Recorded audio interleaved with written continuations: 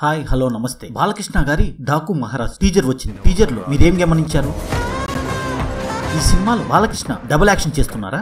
1112 దోపిడీలు 185 హత్యలు చేసిన ఈ డాకు మహారాజ్ ఎవరు?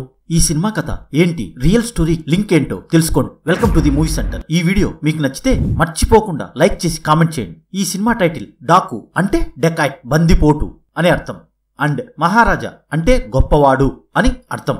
ఈ teaser director Bobby voice over తో డాకు మహారాజ్ గురించి చెప్పారు. ఈ సినిమాలో గుర్రాల మీద రావటం, వాడిన కార్ అండ్ తుపాకులు, ట్రైన్ ని గమనిస్తే ఈ కథ 90s లో జరిగినది అని తెలుస్తుంది. వాయిస్ ఓవర్ లో చెప్పింది వీళ్ళ గెటప్స్ పట్టి చూస్తే వీళ్ళు బందిపోట్లు అని తెలుస్తుంది.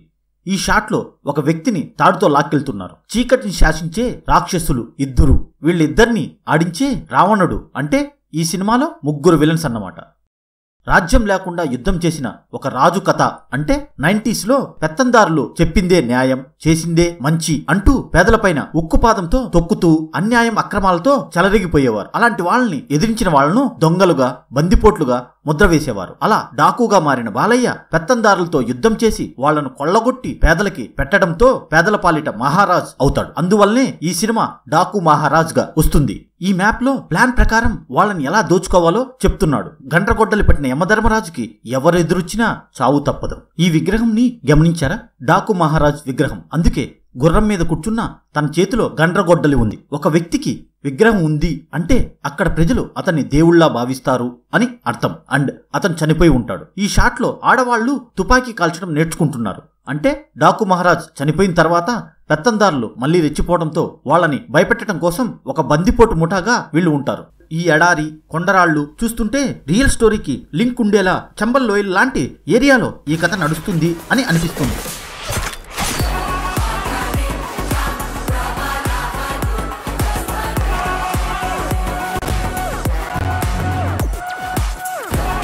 బాలయ్య ఈ 2 షాట్స్ లో గమనిస్తే 2 గెటప్స్ లో 2 టైం పీరియడ్ లో ఉన్నట్లుంది. అంటే బాలయ్య ఈ సినిమాలో డ్యూయల్ రోల్ లో తండ్రి కొడుకులుగా నటిస్తున్నారు అని అనిపిస్తుంది. అంటే డాకు మహారాజ్ గురించి ఎవరో కథ చెప్తారు, ప్రజెంట్ జరుగుతున్న అన్యాయాలను అంచడానికి మళ్ళీ మహారాజ్ వస్తాడు అన్నప్పుడు సెకండ్ బాలయ్య ఇంట్రడక్షన్ ఇదే. ఈ బాలయ్య పెత్తందారులను అంతం చేసి పేదలను ఆదుకొని తన తండ్రి ఆశయాన్ని నెరవేరుస్తాడు. ఇది ఈ సినిమా కథ. ఇది ఒక రియల్ స్టోరీ. 1939 నుండి 1955 మధ్య జరిగిన యథార్థ కథ. చంబల్ ఏరియాని వణికించిన మాన్ సింగ్ 1112 దోపిడీలు, 185 హత్యలు, అందులో 32 మంది పోలీసు అధికారులను హత్య చేశాడు. ఇదంతా 17 మంది సిబ్బందికి నాయకత్వం వహిస్తూ చేశాడు. 1953లో జరిగిన ఒక పబ్లిక్ ఫంక్షన్ లో మాన్ సింగ్ కోసం వచ్చిన పబ్లిక్ ని చూసి పోలీసులే షాక్ అయ్యారంట.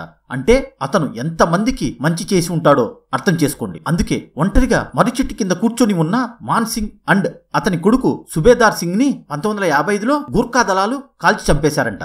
డాకు మాన్ సింగ్ మీద ఇంతకు ముందే 1971లో 2019లో సినిమాలు వచ్చాయి. సర్దార్ పాపారాయుడు సినిమాలో ఎన్టీఆర్ గారు కూడా ఇదే గెటప్ లో మనకు కనిపిస్తారు. ఈ కథను పట్టి చూస్తే ఈ సినిమాలో యాక్షన్ డోస్ ఎక్కువగా ఉంటుంది. ఈ షాట్స్ చూస్తుంటే ఎడారిలో ఇసుక తుఫాన్ వస్తుంటే ఆ తుఫాన్ని చీల్చుకొని బాలయ్య బయటకు వచ్చేటప్పుడు డాకు మహారాజ్ ఇంట్రడక్షన్ ఉంటుంది అనే విధంగా ఉంది.